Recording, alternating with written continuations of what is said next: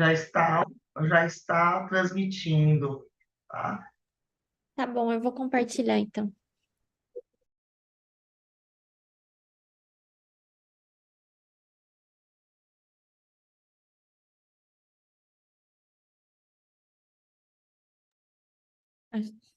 Tá todo mundo vendo? Tá a tela cheia agora, né? Sí, se ve perfectamente, Laura. ¿Esperamos o empezamos?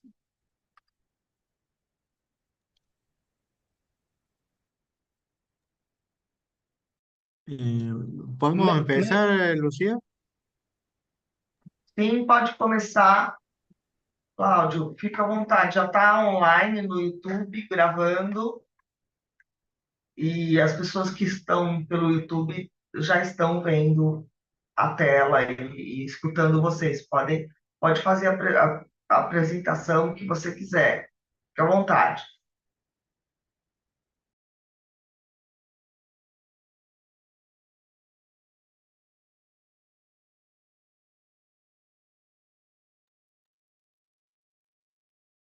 Bom, voy a empezar entonces. ¿O quieres presentar el grupo antes, Claudio? Sí, buen día. Good morning. This is a roundtable that we organized for this Congress. Thank you to Ivo and all of organizers. And first, Laura Haubert will be presenting his talk on Laurence Buermeyer's role in reconstruction of the genesis of pragmatist aesthetics. After that, Juan Saharrea will present his talk on philosophy of education, and finally, I will present a talk on Hans Joas and neo-pragmatism and John Dewey. We could start, Laura. Thank you. Thank you, Professor Claudio. Well, I will start this communication, so this exposition about Laurence Buermeyer's role in the reconstruction of the Genesis of Pragmatist Aesthetics. My major theme in the doctoral degree is basically the genesis of Pragmatism Aesthetics and the relation between Dewey and Santayana, but I'm also interested in another thinkers and authors that write in Pragmatist Aesthetic, but was not recognized by the canon in historiography until now. So this presentation is a little bit about that. Let's start then. Introduction. The purpose of this presentation is to highlight some central cores of Laurence Buermeyer's Pragmatism Aesthetics as presented in his book, The Aesthetic Experience, published by the Barnes Foundation Press. To carry out with this task, we have developed our argument in three major sections.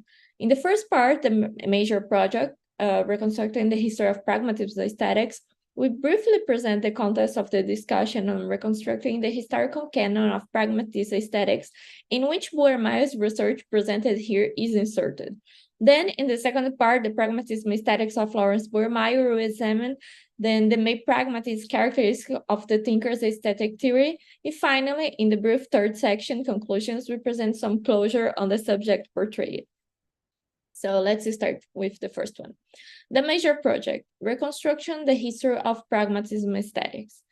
Although during the 20th century, the terminology pragmatist and pragmatism occasionally appear in academic publications, as is the case of Kate Gordon's article Pragmatism in Aesthetics, or Horace Kallen's book in the sense at the Seven Arts and other adventures of a pragmatist in aesthetics, those are exceptions, and in general terms, according to current historiography, it could be said that the so-called pragmatism aesthetics only established itself as a differentiated branch from the 19th onwards, when Richard Schusterman Book's Pragmatism Aesthetics, Living Beauty, Rethinking Art, established this subject as a possible alternative to the analytical aesthetic practice in the most U.S. university philosophy departments. This canonical book written by Schusterman has influenced how the historiography of this aesthetic tradition has been thought about and constructed over the last 3 decades. In the first preface, Schusterman affirmed that, and I quote him, Pragmatism aesthetics began with John Dewey and almost ended there. He was the only one of the pragmatist founding fathers to write extensively on art and to regard aesthetics as central to philosophy, end of quote. This conception that pragmatism aesthetics and Dewey's aesthetics are synonymous became popular among interpreters, reverberating until the present day. An example of this is that in a recent paper, Roberto de Leon argued that despite the plurality of methods and themes proposed by the pragmatism aesthetics, in general terms, these concepts refer to, and I quote her, authors and philosophies that have more or less direct connections with the pragmatist tradition of thought, particularly Dewey's aesthetics, end of quote. The problem with this identification between the two terms is that it has created a partial and flawed view of the history of pragmatism aesthetics. It has led interpreters to focus almost exclusively on Dewey's aesthetics, without paying attention to other philosophies of the time. As a result, it can be said that the current canonical version is, if not false, at least incomplete in terms of the number of pragmatist thinkers who dedicate themselves to the philosophy of the arts and aesthetics. An example of this is that more recent Schusterman himself admitted that, and I quote, as I became more deeply immersed in the pragmatist tradition, I began to see that many of Dewey's ideas were anticipated by Emerson, Alain Locke, and William James, end of quote. This admission by Schusterman, however, was not enough to encourage interpreters to dig deeper into the roots of the pragmatism aesthetic and rewrite history by adding new authors. While on the one hand, it is true that in recent years, experts such as Barrena and Leon, as well as Schusterman himself, have endeavored to expand the canon by revisiting the fragmentary aesthetic theories developed by Charles Sanders Peirce and William James. On the other hand, it also seems to be true that this expansion has not gone beyond the limits of mainstream pragmatism. In other words, Dewey and thinkers who were already largely consolidated in the history of philosophy, such as Emerson and James. Research still in progress for my doctoral thesis has revealed that there are more philosophers involved in the pragmatism aesthetics of the classical period than is usually admitted in the mainstream canonical stories. Not only Peirce, James, and Dewey, but furthermore, George Mead, James Hayden Tufts, Kate Gordon, Horace Kalin, Thomas Munro, Albert Barnes, and Laurence Buermeyer also developed their own aesthetic theories that are notable pragmatism in tone and in concepts. In fact, they all share positions about art, aesthetic experience, and ethical value of aesthetics that would later be shared with Dewey's works and identify as the core of pragmatism aesthetics then. Me passei. Bearing this in mind, it should be noted that this presentation is part of a large investigation that aims to expand the understanding about the historical origins of pragmatism aesthetics. In this communication, we have chosen to focus specifically on the aesthetics of Laurence Buermeyer because he is, among all the thinkers listed in the previous paragraph, the one who has received the least amount of analysis from the secondary literature, remaining in an even greater state of obscurity until now. The reason for carrying out this enterprise are twofold. The first one, and most obvious, is the concerning with veracity and historical adequacy. It's necessary to be fair and recover from forgetful the thinkers who also contribute to the aesthetic trend, although they did not achieve the degree of celebrity conferred to Dewey's theory. The reasons wherefore this happened are diverse, and many times it is not related to the quality of those aesthetic philosophies in themselves. Secondly, And no less outstandingly, if we think about how important the classical pragmatism aesthetic of the first half of 20th century was, and still is today, as a rich source of inspiration for present-day thinkers develop their own contemporary pragmatist aesthetics, the work of rewriting the canon proves to be a valuable assignment, because recognizing the past implies both an open up of possibilities and a source of stimulus for the present. So, having made it clear that this communication is part of an ongoing research project of doctoral thesis, and that there is specifically aimed to shed light on Buermeyer's aesthetic theory, it seems appropriate to go straight into it first without further ado. So, the pragmatic aesthetic of Laurence Buermeyer. Laurence Buermeyer is probably one of the pragmatism aesthetics least covered by canonical historiography. This obscurity is not limited to his aesthetic philosophy. In fact, little is known about his life either. Born in 1889, he studied philosophy at the University of Pennsylvania and graduated. In the following years, he worked for Albert Barnes as a private tutor to teach philosophy and to accompany Barnes' reading of William James. During this period of his youth, that we are particularly interested in this period, he did his postgraduate studies at Princeton University and spent a short time at Columbia University, where he became Dewey's student. This first contact between Buermeyer and Dewey was not the only one, as the two would meet again on other occasions via Barnes at the Barnes Foundation. It is known from Barnes' private correspondence that he mentioned Buermeyer and recommended that Dewey get the young philosopher a permanent position at Columbia. This position did not become a reality, so the alternative was for Barnes to employ Buermeyer at his foundation as a lecturer.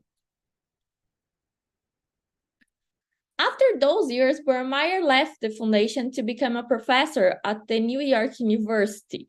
It is known that this position did not last long, and Buermeyer left due to the health problem, as Sidney Hook tells us in his biography. Sidney Hook was a student of Buermeyer for a short period of time when he studied in New York University. The following decades are completely unknown about the philosopher's whereabouts and interests and where he's living.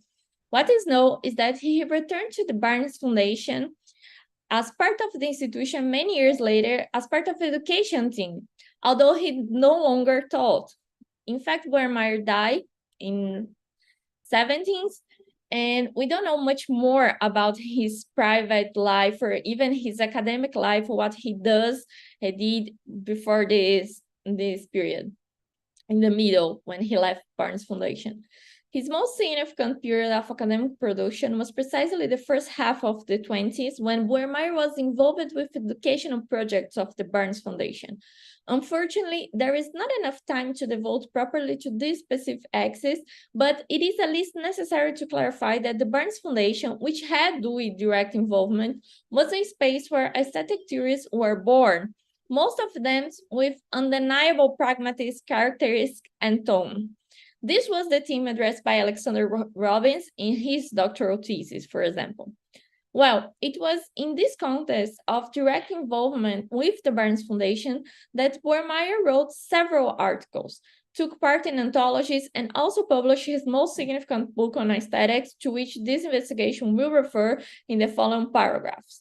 The work in question is entitled The Aesthetic Experience, and according to Robbins, the book served as one of the basic tests of the Foundation pedagogical curriculum and was aimed at university audience. This work has several characteristics that are generally identified as part of Pragmatism aesthetics. Curiously, to the best of our knowledge, it has never been cited or quoted in any mainstream historiographic of this tradition. One possible explanation for this is that there have been few studies that have looked at a thinker from this tradition from this period, and even fewer who, like Robbins or Campeotto, haven't looked at the Barnes Foundation as a space where this theory could emerge. Despite this, the idea that Buermeyer's aesthetics has evidently pragmatist traits is not entirely new. This had already been noted at the time of the work's publication, as evidenced by the review written by Lewis Stein, in which the critic wrote, and I quote his exact words here, Mr. Buermeyer has made an excellent summary of psychological aesthetics in accord with the pragmatism and psychology of Dewey schools, end of quote. Although no research work to date has taken the time to show in detail this proximity between the two aesthetic theories, Lewis Stein was not mistaken in his assertion. In fact, any reader familiar with Dewey's aesthetics can notice the similarities between the two theories. This is because Buermeyer himself cites Dewey as a source in his book and invokes him frequently in the final chapters of the work. Unfortunately, a more detailed investigation of the links between Dewey and Buermeyer is necessary, both to assess Buermeyer receptions and to evaluate Buermeyer's impact on Dewey, since they work together in the Barnes Foundation, and it's possible that they had a dialogue about aesthetics. In any case, it seems that Buermeyer anticipates some of the main characteristics of pragmatism aesthetics, as we'll see below.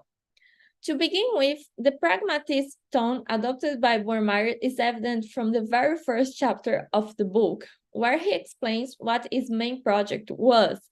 According to the philosopher, his book had two main purposes.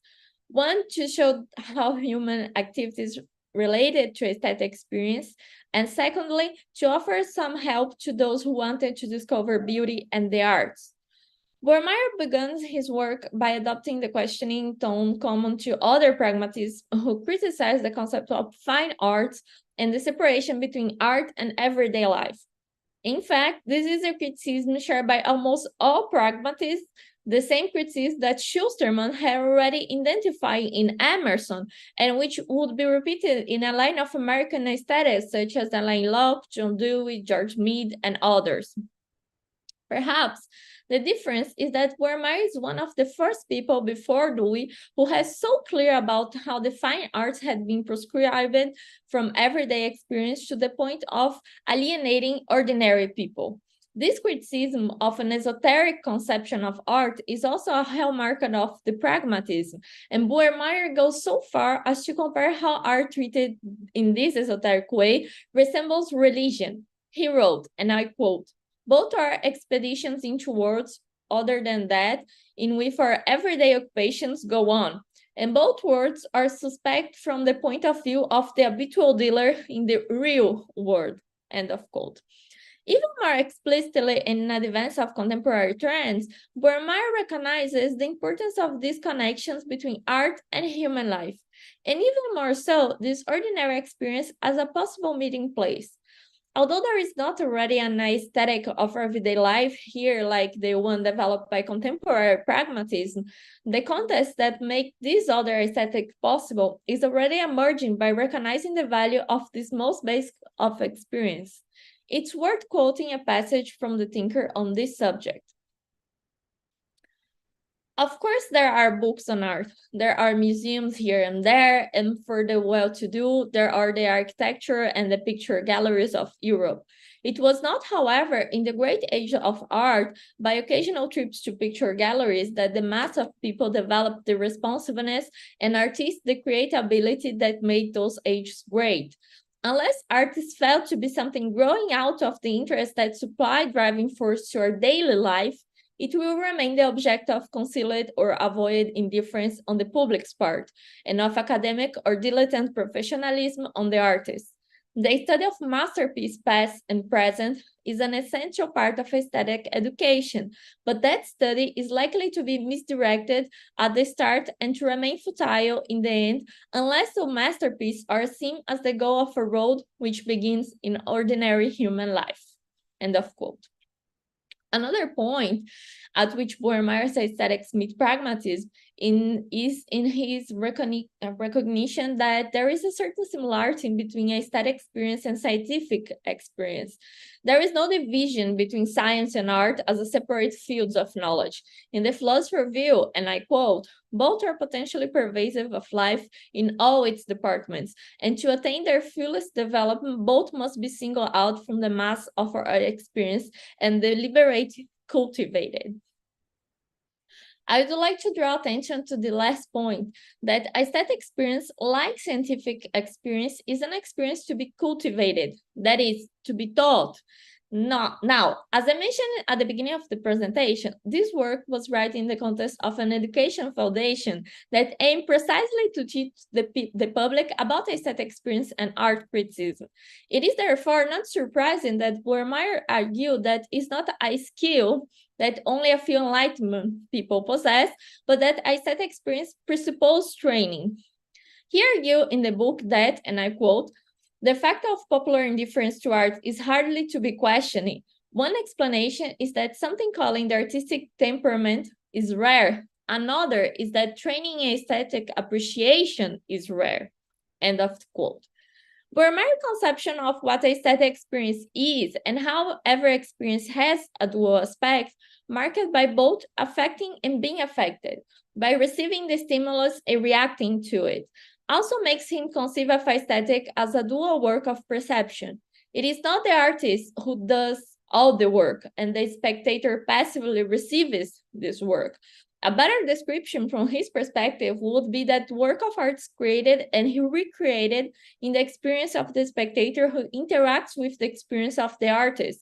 Aesthetics is thus composed of this continued duplicity. In more specific terms, for Buermeyer, any experience can become art if it undergoes what he calls an intelligent transformation. Now, this would be the thesis later endorsed by Dewey in his Aesthetics, and which would be highlighted by many interpreters as a thesis especially characters of Pragmatism aesthetics. Buermeyer presented here it years before Dewey. For Buermeyer, the aesthetic experience is made up of a series of transformations, the passage from instinct to intelligence, through a series of internal processes such as the ability to select, discriminate, and organize the intellectual and emotional content of art. The artist is the one who carries out this process and presents a final product that is peculiar because in it the distracting factors have been eliminated, and experience can be presented in its most concentrated form. In the end, it can be said that, and I quote Buermeyer, art is to the life of feeling what the laboratory is to science, a place from which distracting factors may be excluded and things so controlled as to reveal their maximum significance. End of quote. In addition to what has already been said, the meliorist function that Buermeyer attributes to works of art is also pragmatism in tone. In Tamarkin's explanation, in Buermeyer's art is a phenomenon responsible for making human beings aware of the world and of themselves in a unique way. There is no other experience through which the same results can be obtained. It is through art that emotions are understood and instincts are presented in a unified way with intelligence and reason. And other people will argue that, like Barnes, where the owner of the institution where Buermeyer works, and also Dewey later. So, quickly, conclusions. Although the characteristics mentioned so far are not the only ones presented in the text, they are some of the main ones that allow us to identify Buermeyer's aesthetics as a pragmatism aesthetic theory. The rapprochement between Dewey and Buermeyer is, of course, a key element in understanding this reference to pragmatism, but it's not the only one, and a more in-depth study in this regard should be carried out. Curiously, despite this proximity being so clear to contemporary eyes, Buermeyer, like Dewey later, never used the terms pragmatism or pragmatism directly in his aesthetic theory. This does not mean that this theory is not part of this line of theory, and there are many reasons why the philosopher may have chosen to omit this term. Buermeyer's book, in the end, on aesthetics and his analysis that considered the context of the emergence of this theory at the Barnes Foundation indicates that the story of pragmatism aesthetic has only begun to be told, but is far from being complete. Buermeyer is one of the most recent pieces of the puzzle that shows that pragmatism in aesthetics was much broader and attracted many more philosophers than classical historiography has so far predicted. It is necessary to extend the research and include more philosophers, recognizing that many doors of the pragmatist corridor in aesthetics. Thank you.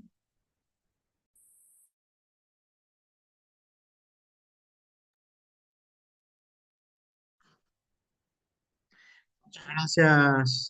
Thank you, Laura, for this presentation. And now we go to the presentation of Juan Saharrea and the question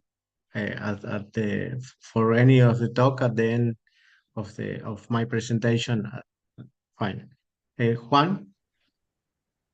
Thank you, Claudio. Thanks, Laura, for your excellent presentation. I will share my my draft on the mailbox. So you can you hear me well? Okay. So you can read it, but my PowerPoint, it's as usually is with distinction. When I cannot send the file, I don't know why. Let me check. Cannot be sent because it is currently in use. Okay. I have to close the file. Let me see now. Okay. While I am telling you that this work is part of my research, current research on Dewey's educative experimentalism. You can download the file if you want to follow my presentation, and I will share the PowerPoint. Some mic is on, maybe. Okay. I'm hearing some microphone that is on. If you can turn off. Okay. Thank you. It's okay now. I will tell my Thank you. I will tell my presentation, but I really appreciate that if you let me know 5 minutes left. As I said, well, I'm working in Claudio Viale's research group in Pragmatist Philosophy of Education. My work focuses on Dewey's educational theory, and I'm taking a specific period from 1908, 1909 until democracy and education. These are really relevant years because these years are influenced by the experience of the laboratory school. Dewey, present a different approach to education, characterized for his empirical approach to the field.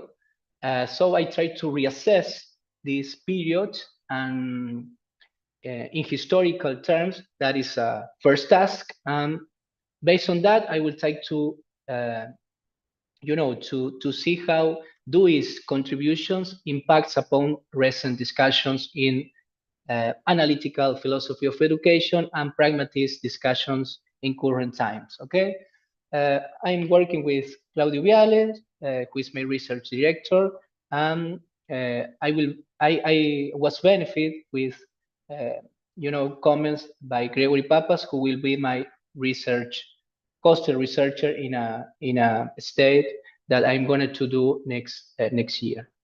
The overview of this presentation, I started to read, is threefold. I present Gerbiesta's objection. This is Gerbiesta, maybe you don't know, but is one of the leading philosophers of education of our time. He started to be a Deweyan, but has happened with Peronismo here in Argentina. He left, Deweyan philosophy, and he started to be, another kind of philosopher. I criticize this thesis by Biesta related to Dewey's educational theory. And from this point forward, I, present Dewey's experimentalism. In the middle of that, I try to recover the Papa's interpretation about the distinction between ideal and non-ideal theory.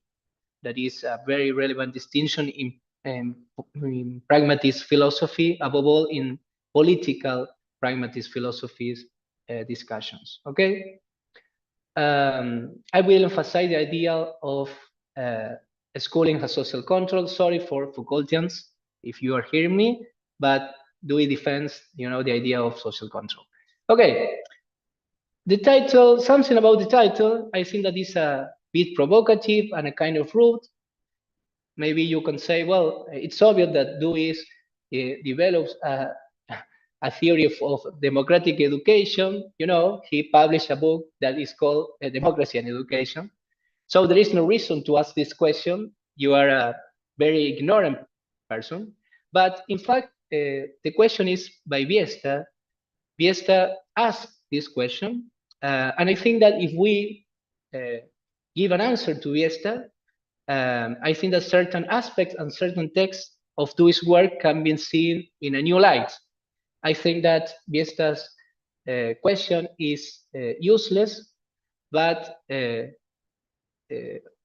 answer to Biesta is useful. Yeah? Okay. A distinction to start my the presentation of Biesta's position. Biesta's calls that Dewey prioritizes in his addressing of democracies his moral aspect. On Dewey's view, democracy is the most appropriate context for moral cells to develop. However, his philosophy of education doesn't involve a school project that intends to guarantee the feasibility of a democratic education. This would be a theory of a democratic education, according to Biesta. Against this backdrop, Biesta contends that Dewey's connection between democracy and education wouldn't be so strong as its works assume. Biesta's main reasons depend on a bibliographical issue. He says that if we read democracy and education, we cannot find explicit links between democracy and school education. We do find interesting remark on the curriculum, okay? Between chapters 13th and 17th, we will see, we elaborate on this in a couple of slides. And the famous chapter, there is chapter 7 of democracy of education is the democratic conception of education. But if we read, this chapter, we will see that it's a sort of enumeration of different kinds of education in correlation with different kinds do it present different kinds of societies and in correlation different kinds of educations, okay? But it's not exactly a defense of a kind of democratic school education.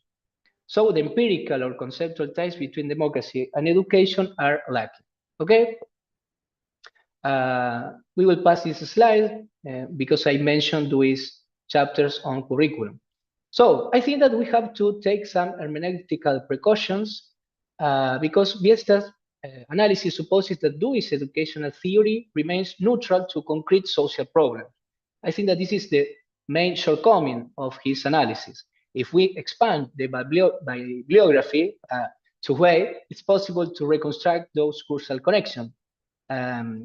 Two problems with Biesta's position is that he focused exclusively on democracy and education, and he considered Dewey's position as an ideal approach. I think that if we take only some aspect of democracy and education, he seems to be right, okay, that we could concede that, but no more, okay?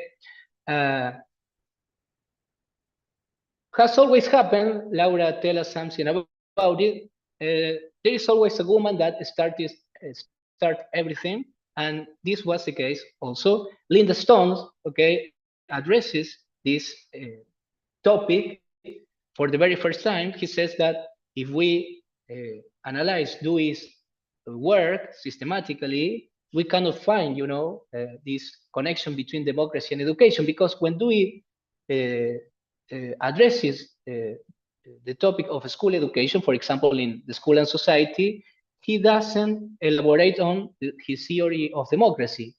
And the other way around, when he develops his theory of democracy, he doesn't mention, some precise about, school education.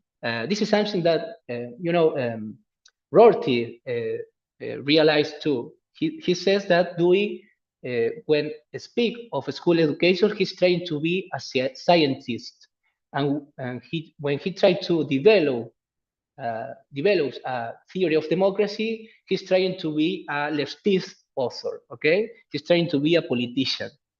I think that there is some, some intelligent consideration or trait in Rorty's comments, but I think that is an exaggeration too. But anyway, how does Biesta articulate his objection? Something important. Lindstone, I totally agree with Lindstone, but again, I try to use Biesta's analysis as a sort of excuse, okay?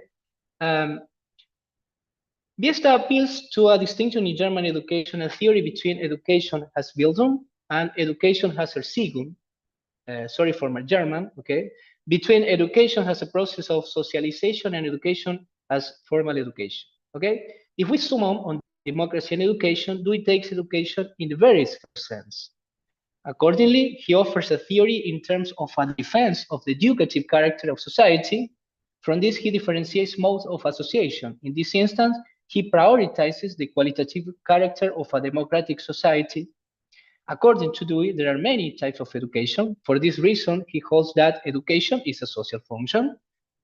But on Biesta's view, Dewey doesn't give attention to this pluralism because his defense of democracy is a moral one.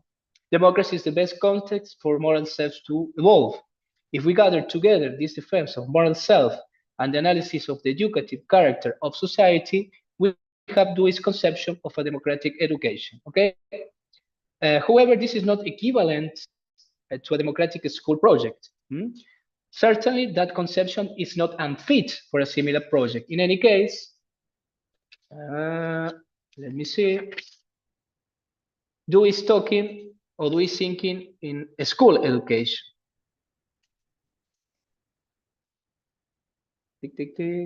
Dewey doesn't articulate, a democratic school education. That is what I was pretend to clarify. He addresses diverse aspects of the curricula.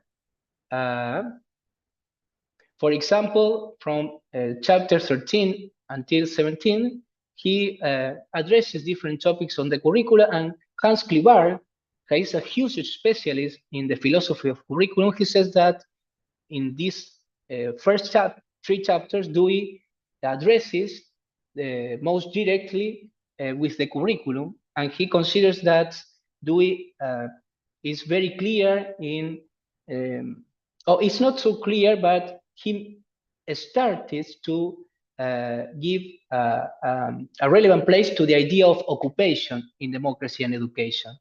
He will elaborate on this in later texts, but when Dewey addresses curriculum issues, he develops his occupational approach, but he's not involving in developing his democratic, his theory of a democratic education. Again, we could see that there are 2 phases in Dewey's analysis, okay?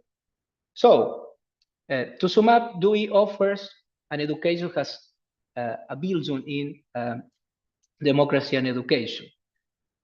He doesn't offer an educational theory as Erziehung. We could see, or we could conclude, we can concede that Biesta is right about it. But, and this is my counter argument, I think that if we take into consideration these 2 points, we could question, Biesta's position. On the one hand, we have to consider some metaphilosophical aspects of Dewey's way of theorizing, and we have to consider the way of his experimentalism in his philosophy of education. That is an aspect that Dewey doesn't emphasize in Columbia years because he just abandoned Chicago project of the laboratory school. As you know, Dewey carries out school projects. I think that those years are really relevant in order to complete Dewey's picture about his philosophy of education. That is, in fact, my project. Okay.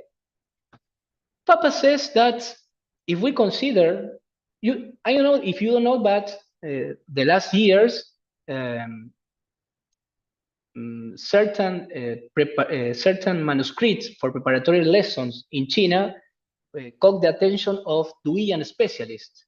An European Journal of Pragmatism dedicated a number for this text, and in that, journal, and after that, in a publication in another journal, Papas sustains that for the very first time in this manuscript, we could find Dewey's explicit, or Dewey makes explicit, in fact, his methodological and normative commitments that would guide, and quote him, the rest of his career as a social political philosopher. We could say that Dewey presents the key about his metaphilosophical convictions. And in that context, Papas, tries to sum up Dewey's approach, and he says, you are reading on the screen, for Dewey, we can only make sense of theory of justice or about ideas of a good society, as things that have historically emerged from some concrete problem of injustice or some social conflict. This is how the idea of democracy emerged. We don't have time now, but I think that this fits with different reflection of Dewey's social political philosophy. But we could ask, in Biesta's interpretation, there is place for the question, what are the concrete problems or social conflicts from which Dewey forges his educational views? I think that there are in place, okay? So I think that this is a considerable flaw in Biesta's analysis, because a pragmatist way of theorizing, of a pragmatist way of, advancing a theory is try to give an answer to a specific problem. This is something that, for example, Chris Boparil, Susan Diliman emphasized, okay? This is the characteristic of a political pragmatist approach. And Papas obviously tries to emphasize the same issue, okay? But I think that this is one of the most relevant flaw in Biesta's analysis. But we have to turn on, or we have to consider how we think, because in this text, we could see a different approach to Dewey's educational theory. And in fact, in this text, Dewey is totally focused on a school project. So we could say that this is a kind of text in the line of education has Erziehung. Dewey is not worried about education in a wider sense as a process of acculturation. He's trying to offer a school project. It's a text dedicated to educators, and he's a sort of summary of a research experience that was really intense for Dewey, okay? He's trying to say, I'm working on a laboratory school. I'm just working on a laboratory school, and these are the result of that experience, okay? So, in the preface of how we think, we could see, or we could confirm this approach, this Erziehung approach, okay? Dewey mentions the overload curriculum, and he mentioned also the role of teachers.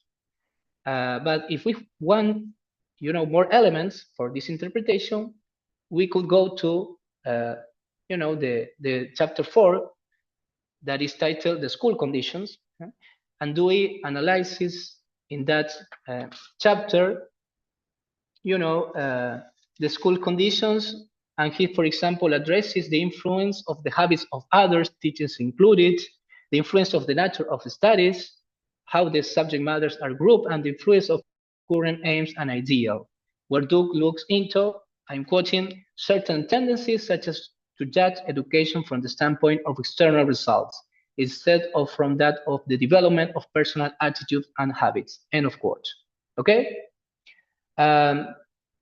But something that is evident in this text is that Dewey emphasized a starting point. He says we have to, our point of departure, you know, is anthropological. We have to take, you know, a naturalistic point of departure. Because in fact, we say there is no curriculum that doesn't involve a conception about human mind.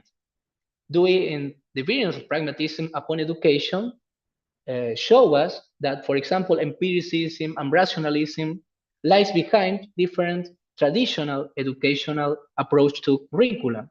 And he proposes his own approach, and he defended an anthropological conception which depends on Darwinian evolutionary psychology and biology. Dewey says that on this view, the most relevant capacity in children's behavior is their ability to infer. Inferring something that we do naturally, we could talk of a natural intelligence as Dewey. I will say, I will pass this point, and I will mention in a rush what I want to defend as the most important part, because I'm really interested that you read the certain passages from How We Think, okay? Well, for that reason, I cannot close the idea, but the main aspect of my counter-argument, the second part of my counter-argument, is that Dewey presents the idea of social control throughout the idea of the necessity of regulating the operation of inferences. Dewey says, children's behavior show that our capacity to infer is something that we do naturally, okay? So if we take that into consideration, the business of the school is trying to regulate those social conditions. Dewey tells us a history about human development, and he says our operation of inferences, in fact, defines the validity of our reasoning. So he supposes a naturalistic approach of logic, and he tries to advance, you know, educational theory that is based on a conception of logic that is totally naturalistic and on a naturalistic approach to human mind, okay? But I am interested in emphasizing, in order to finish my presentation, that Dewey considered that the business of education is not exactly positive. Otherwise, it's negative. He tries, the role of school education is try to avoid wrong beliefs. For wrong beliefs, we have to understand the tendency to infer without precautions, okay? That is something that Dewey highlights in chapter 2 and 3 of How We Think, okay? Dewey presents, for example, as an antecedent, Bacon and Locke models of sorts of beliefs, and he emphasized that the task of education is that of discriminating between beliefs that are justified from mere assertion, guesses, and opinion. I will close this idea, and after that, I will present some conclusions with this passage that you are watching on the screen. The very importance of thought for life makes necessary its control by education because of its natural tendency to go astray, Dewey says, and because social influences exist and tend to form habits of thought leading to inadequate and erroneous beliefs. Dewey is not trying to emphasize a sort of indoctrination. He says the business of the school is trying to promote a habit of distinguishing between, we could say, epistemic practices that are sound and bullshit, appealing from Harry Frankfurt concept, okay? Some conclusion, I'm very sorry for these 2 minutes extra.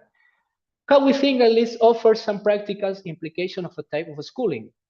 Secondly, education is associated with schooling in line with education has Erziehung. Thirdly, schooling is associated with social control of inferences. This is something that Hitman has studied. And social control is associated with the avoidance of a number of unfavorable conditions. And finally, I need to read these last two statements.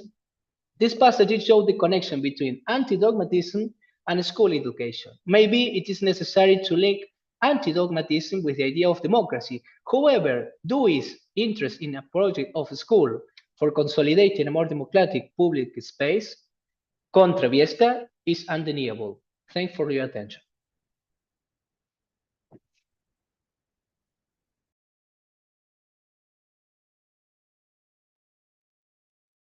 Thank you, Juan. I will present my slide.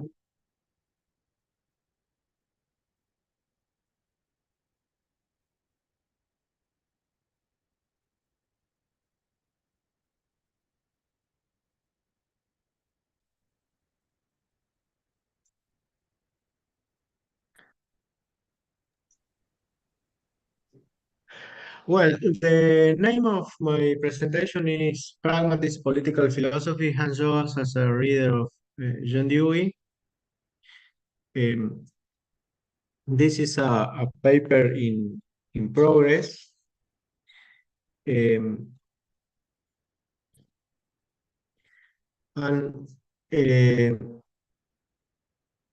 is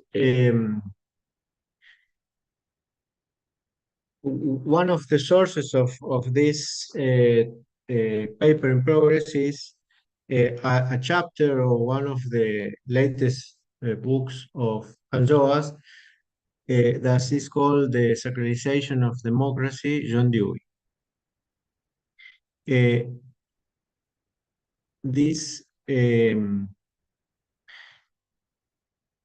book is called In Bankreis der Freiheit, is Religions, Theory, and Hegel and Nietzsche, that is in process of translation in Oxford University Press under the title Under the Spell of Freedom, Theory of Religion after Hegel and Nietzsche.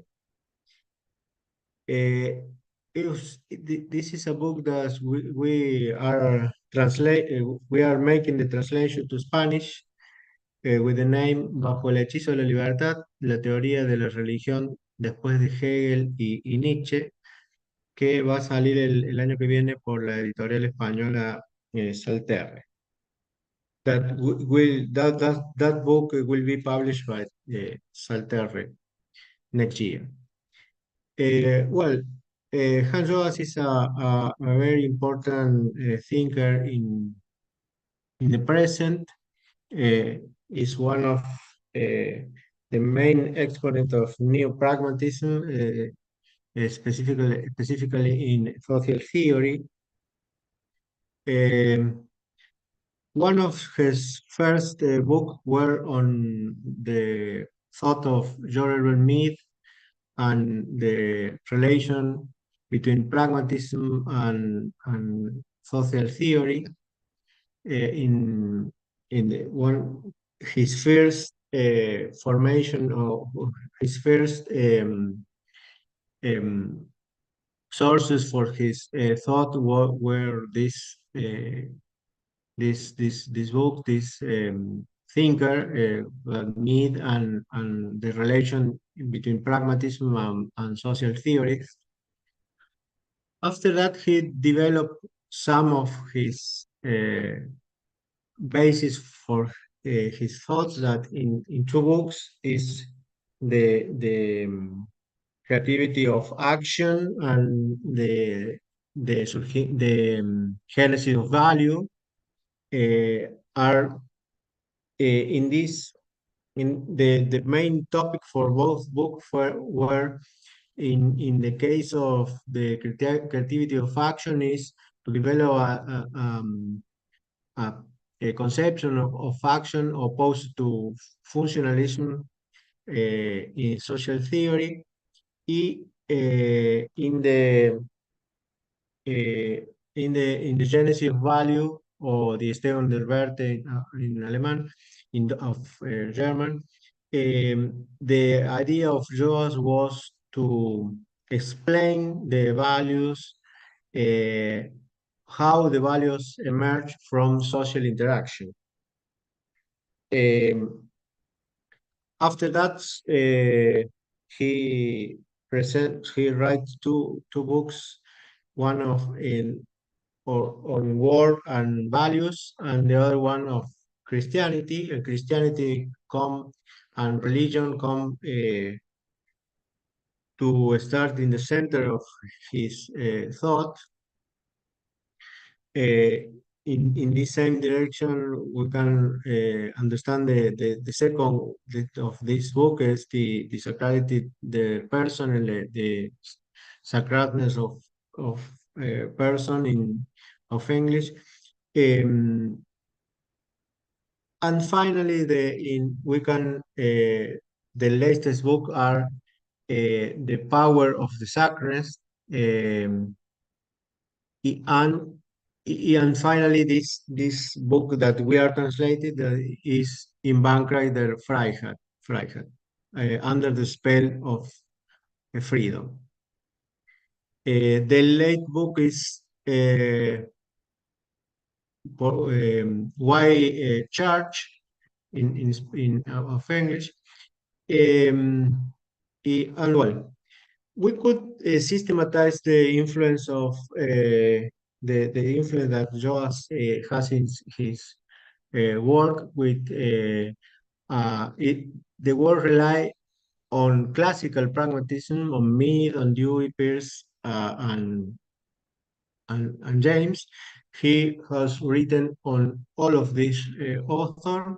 The second one is Pragmatism in relation with social theory. I think it's one of Joas' best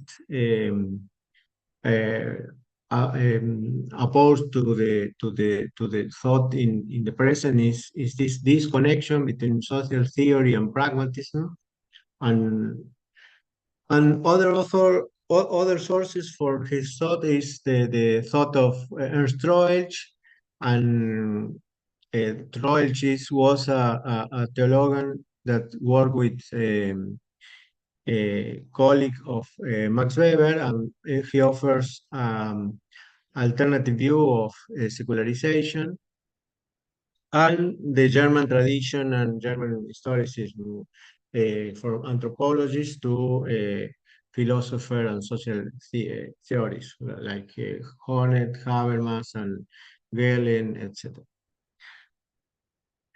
In the book, there are at least 4 topics that are useful for my purpose in the paper. The first one is the nature of religious experience. The idea, one of the core idea of the book is to offer a view of religious experience that is not the traditional one, that was the mainstream, a rational view of religion that was the core of Hegel philosophy of religion. An alternative theory of secularization. This is one central point for Joas. The usual theory of secularization and conceptually wrong, and empirically wrong also. A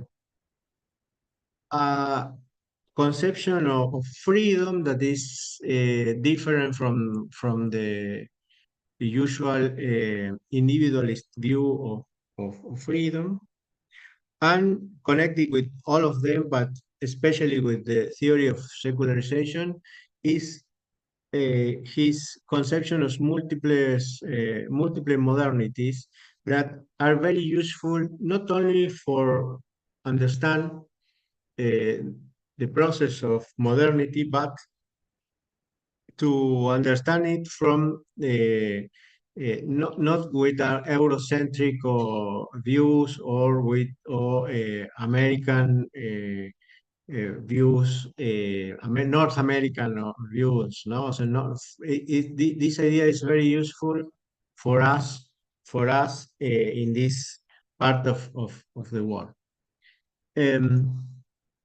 Well, I have said that this is a paper in progress. Joss present his own version of pragmatism as opposed in a way from the conception of Richard Rorty. As all you know, Richard Rorty was a very important author of neo-pragmatism, maybe the most important one that puts pragmatism again in the philosophical agenda in the 80s and the 70s. But the critical point that stress Joas on Rorty is that he called the Heideggerization of pragmatism. This is a way to recover the classical pragmatism, the classical ones, the Dewey and James, in a way to in the topics that Rorty works, is a path that Joas don't see as the correct one. He understands that the best form to recover the classical pragmatism is through social theory, to connect the philosophical thought of Mead, Dewey, James, and Peirce with a relevant theory of faction connected with social science. And I think this is correct in this. And when we compare the context of production of Rorty's philosophy in the 19 or in the at the end of the first or the 2000 years, we see that the political situation was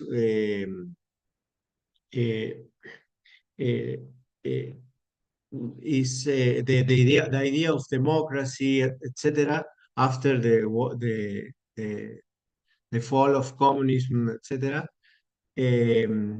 was an scenario that is not relevant in the present. In the present, we need, I think, more to think democracy in with another categories, and I think this Joas is correct in this sense. The chapter is called the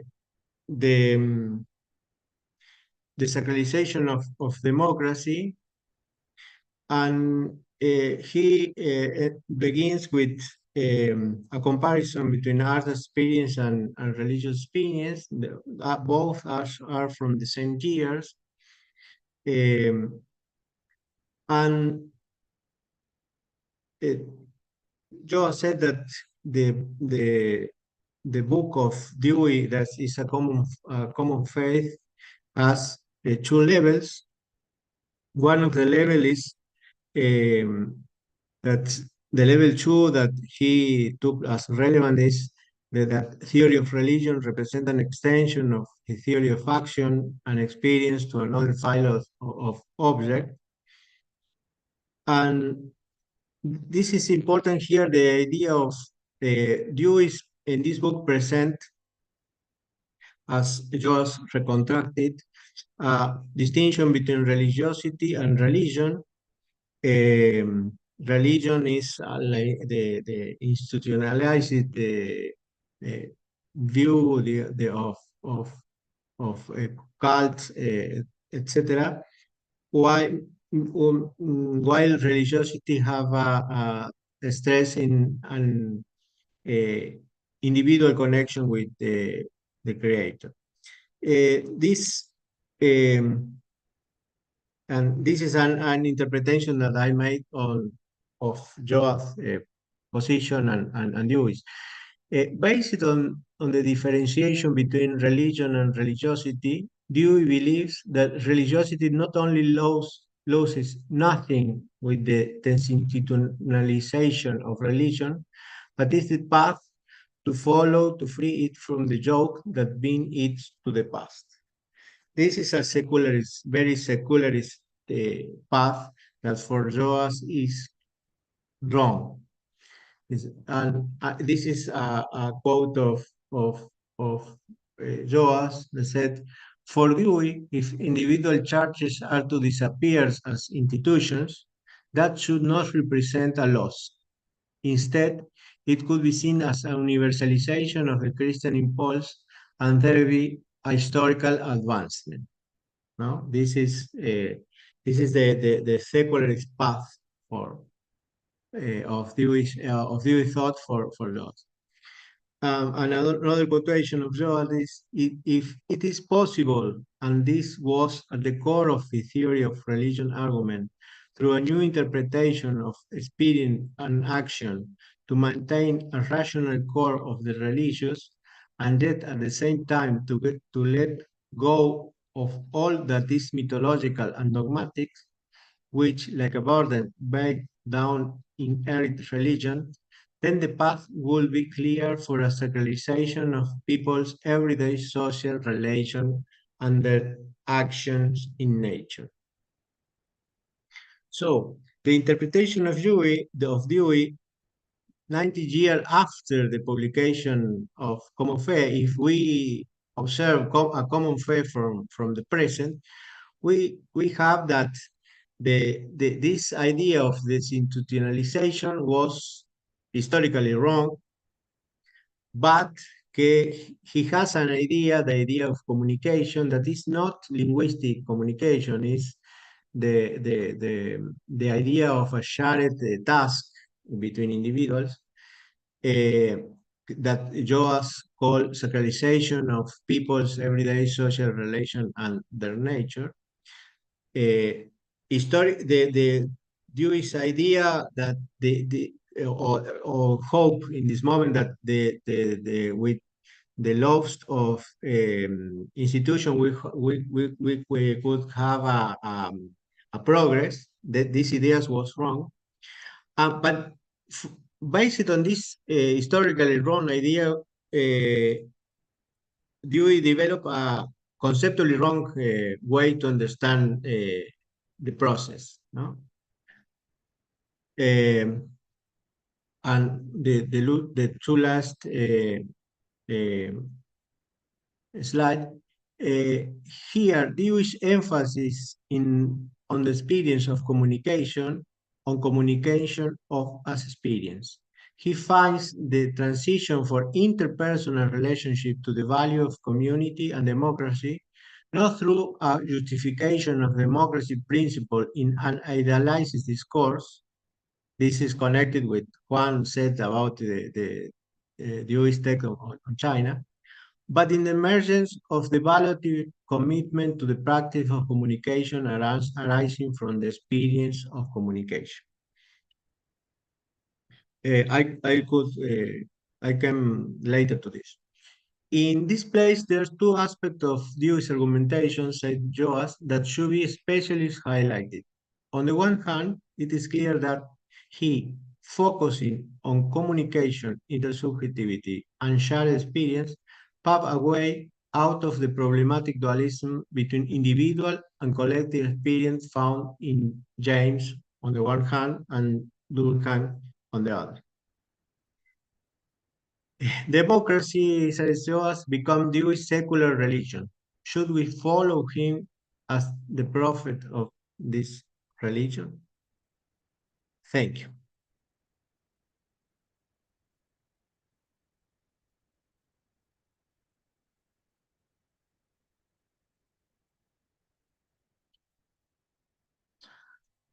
Well, we have some minute if there are some question or some for Laura, or for Juan, or for me.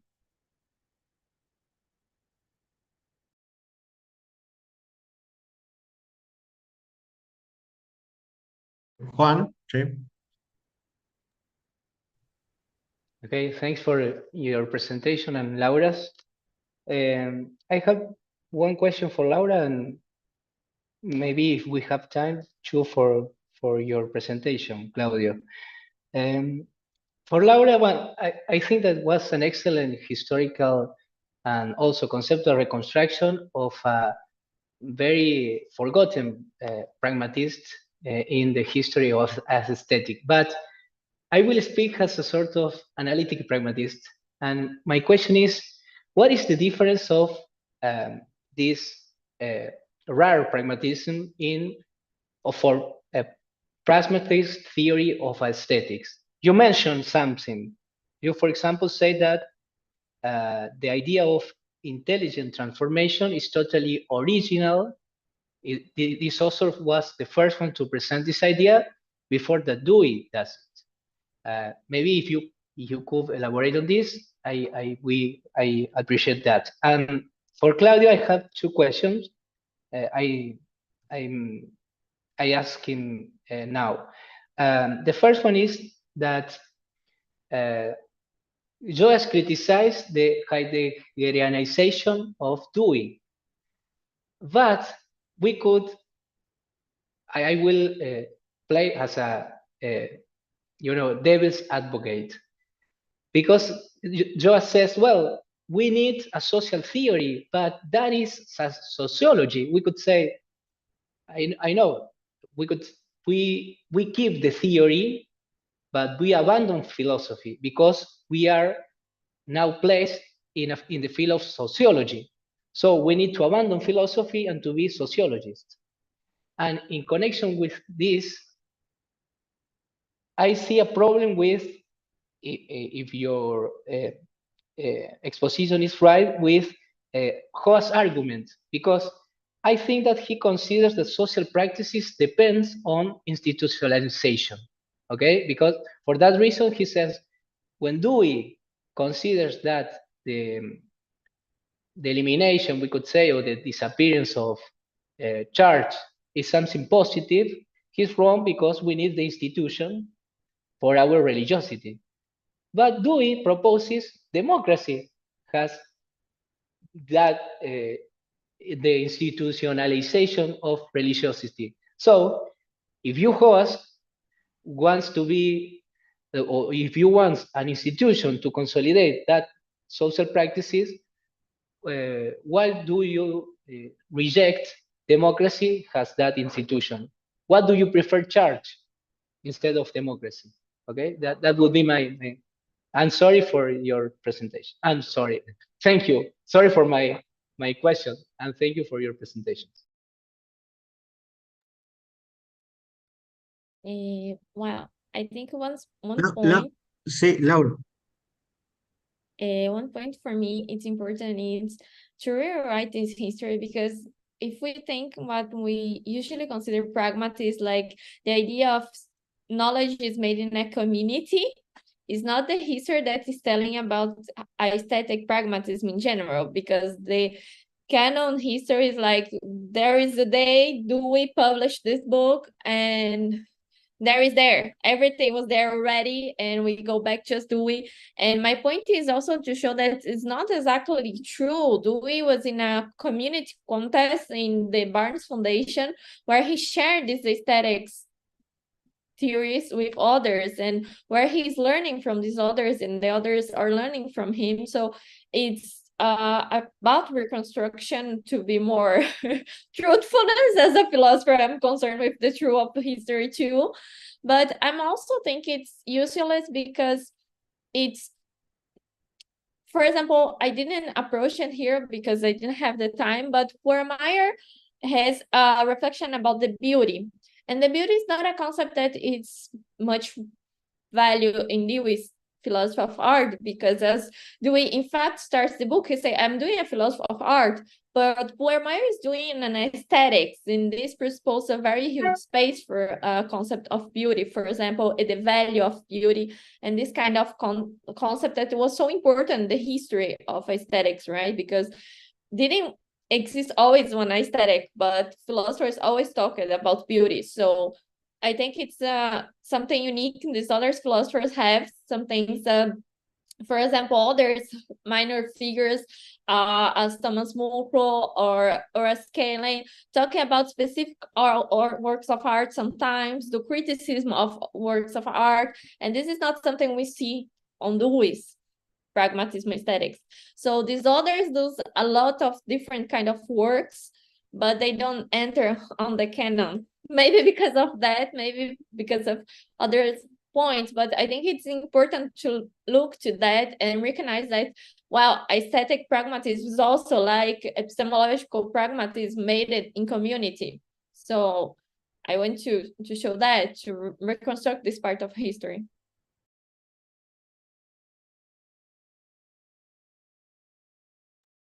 I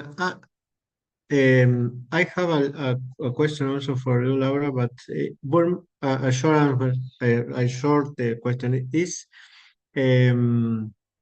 Buermeyer refers himself to pragmatism in not in this book, but in, for example, in the correspondence or in another way. He reflects on the term pragmatism or not. I didn't find it in correspondence with Buermeyer. I found correspondence of Barnes about it, Buermeyer, Dewey about Buermeyer, but I didn't find anything because we have the things that he published in Barnes Foundation, the papers and essays and the book, but after that, nothing. We don't have anything he doesn't publish in Barnes Foundation. There is a huge lack of information about Buermeyer's. So okay, it's a tricky job.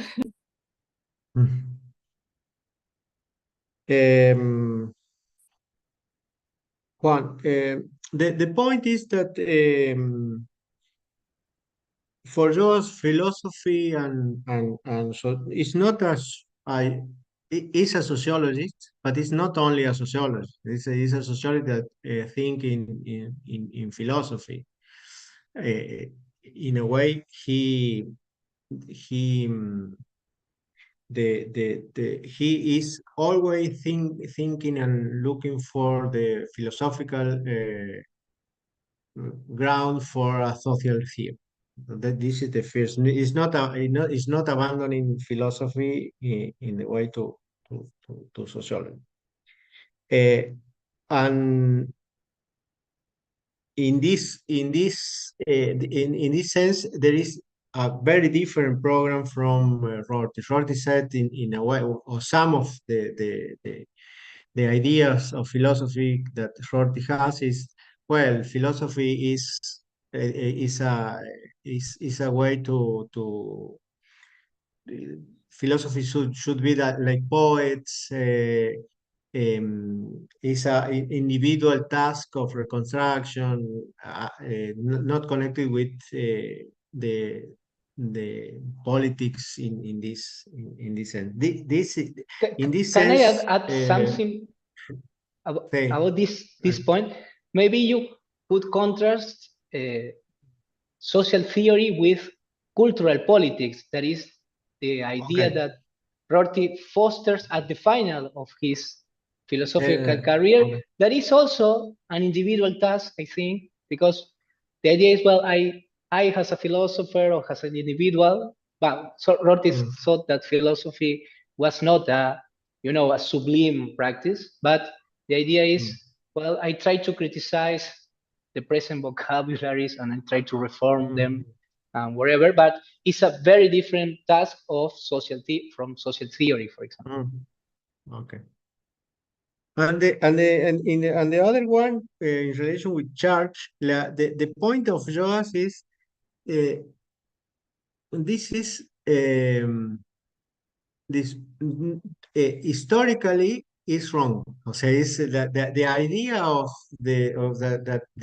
we for example, this connect with the history of religion and the history of reform, no, with the evangelical reform. That we are progressing. It's like idea of stage of positivism. We are progressing, and in a way we are free for all the oppressive institutions. This is a way. This is not. It is false conceptually. O sea, the institutions are not only oppressive. In religion, in particular, said Joas is a opium or an anabolic, no? O sea, the view that you have of religion is this is a conceptual. It's like a prejudice, no? But this idea, this conceptual idea of Dewey has no connection with his own view of how society works. This through interaction, through like condensation of values in institution, and how this also move and transform. So that is a conscious. This is a prioristic idea that Dewey has of this. That is not. This is a bad idea that is not connected with his own view of social theory and how institution works in social theories. That is would be the Joas, I think, answer. I don't know if there is another question in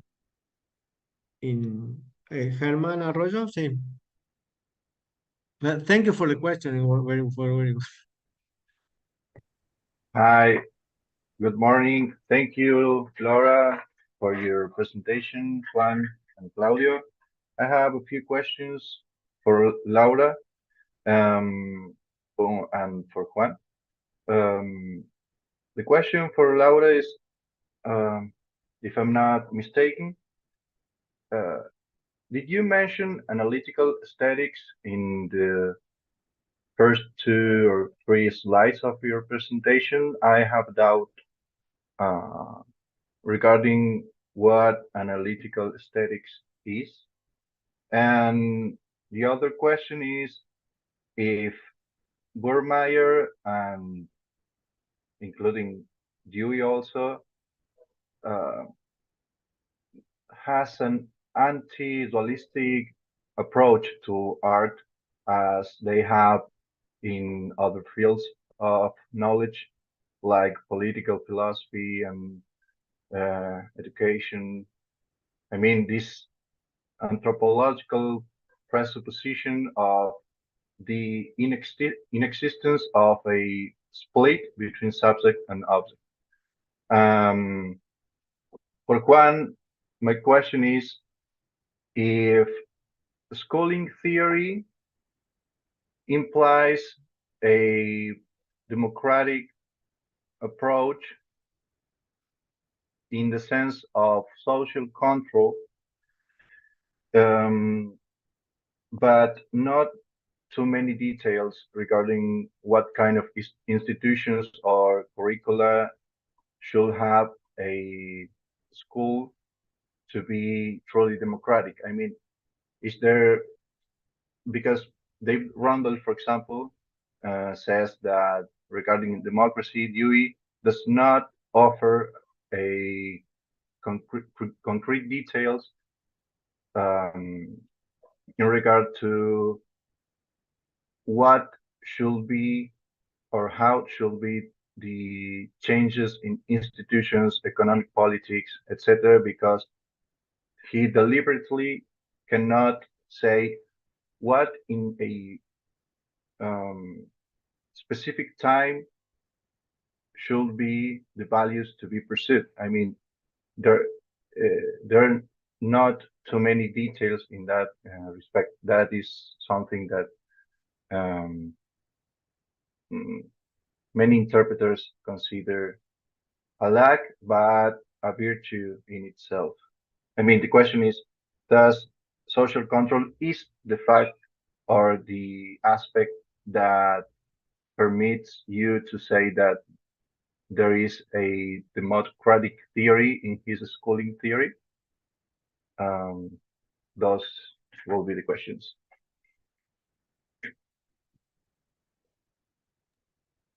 Thank you for your question. I'm not sure if I get it about analytic aesthetics, you mean? Yeah. Definition or something like that.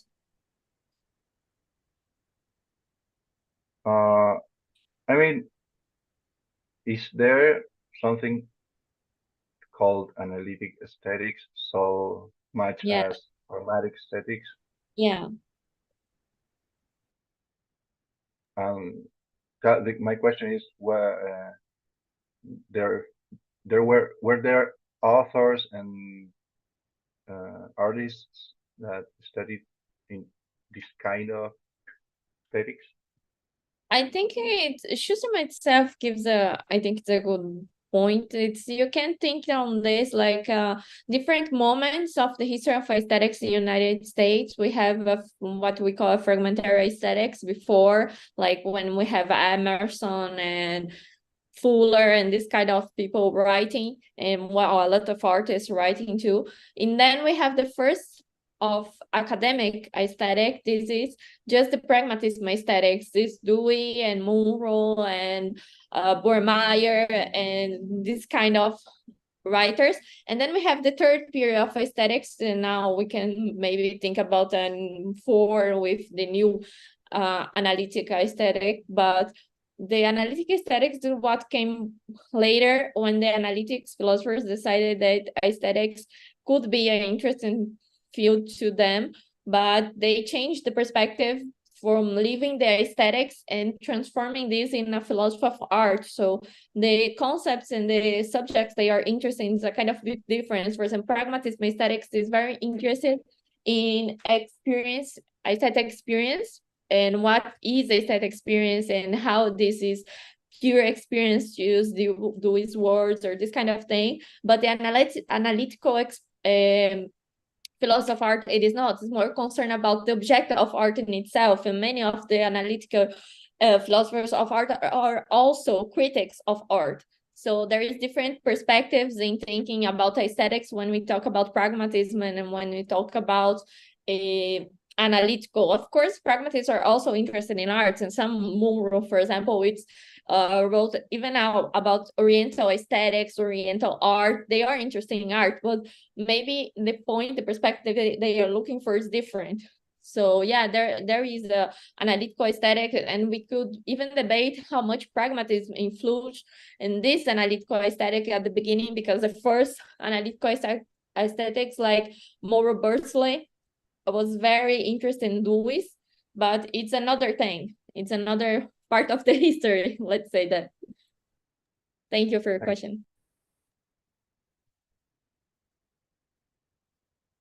Juan, very briefly, because we are on time. Okay. Thank you, Herman. It's the very first time that I heard you to speak in English. It's something weird for me. Your pronunciation is excellent. It's a pleasure to hear your English. If in a rush, okay, if your question is it social control the key for the defense of a democratic education? In this case, if that is your question, the answer is yes, it is. For Dewey, the condition the conditio sine qua non for a democratic education is that a school education should carry out social control.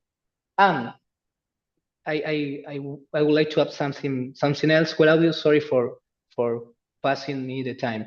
The idea is social control. I think that we could think in these terms. Dewey offers a moral justification for democracy.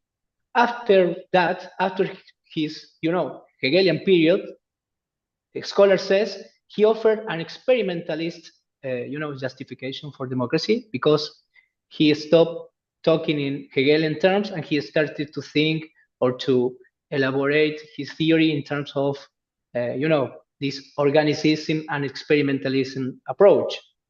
But the idea is, do we need a formal institution in order to guarantee the feasibility of that kind of context that would be really convenient for moral selves to evolve?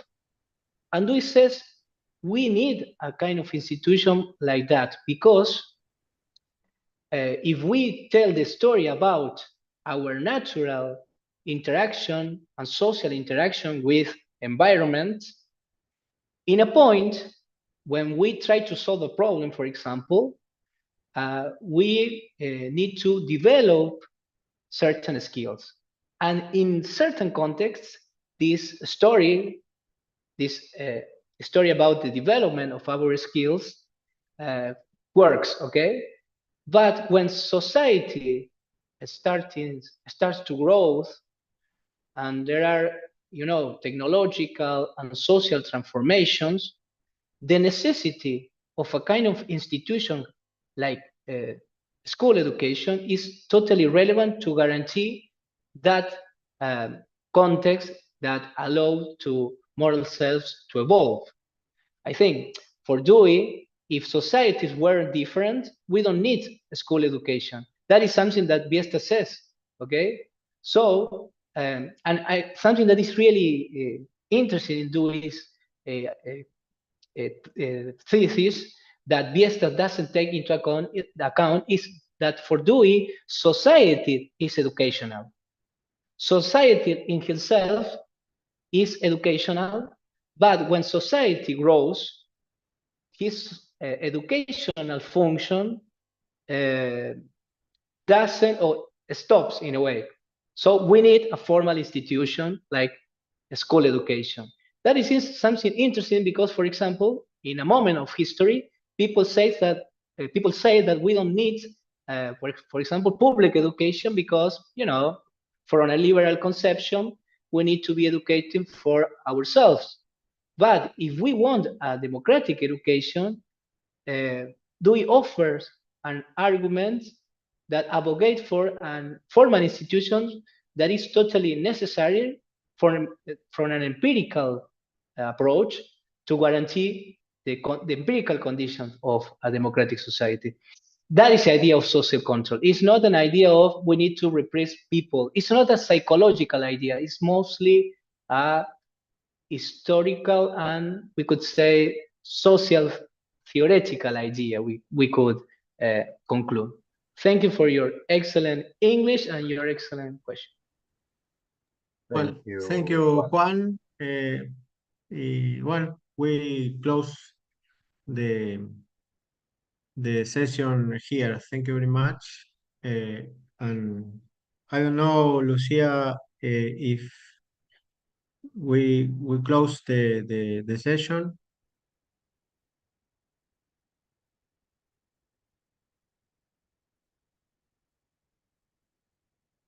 Lucia, or well, thank you.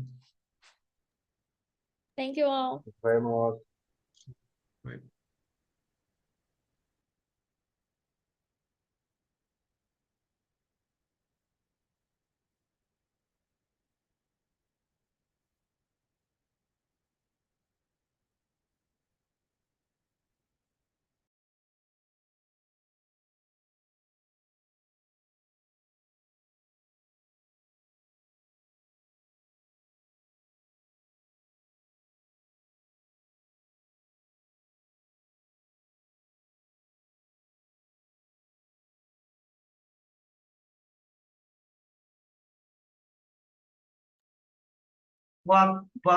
Bom dia a todos e todas. Oi, Raquel, Oi, Lúcia. Renata, Cristiane, Thiago.